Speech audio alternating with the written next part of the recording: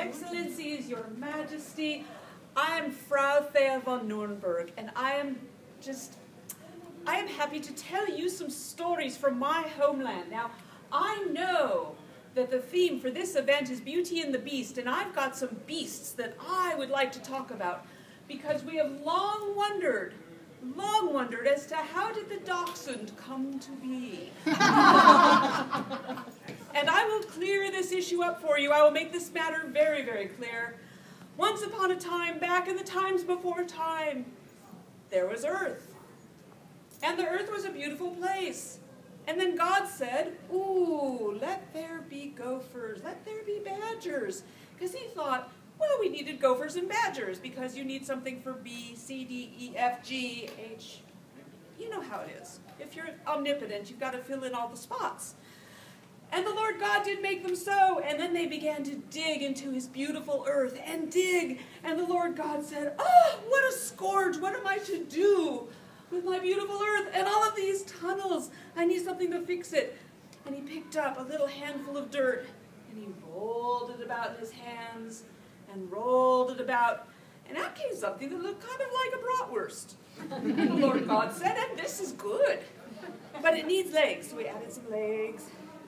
And then he said, we need to add a head and some big teeth and not very much brains. And the Lord God did make the first dachshund, let him loose on that scourge, and the badgers and gophers were gone forever. And so from that point on, the dachshund, or the badgerhund, became famous and beloved in all of our hearts.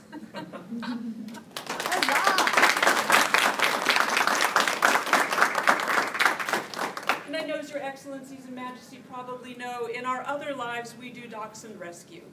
So we live with 2 forever dogs, and then we have a third foster dog who will cycle in, and our 2 dogs will socialize it, and then we find it its forever home. So for Beauty and the Beast, there you go. Now, it's been known time and again when one has an apprentice. Now, I, as a mistress of the laurel, have an apprentice. And at times, one's apprentice does make a mistake, a faux pas. Yes, well, it involved dancing on tables at the alehouse.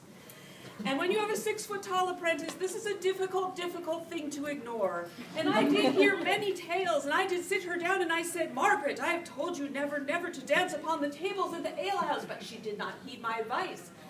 And I said, for this, you will pay penance, because that is naughty, and you should pay something.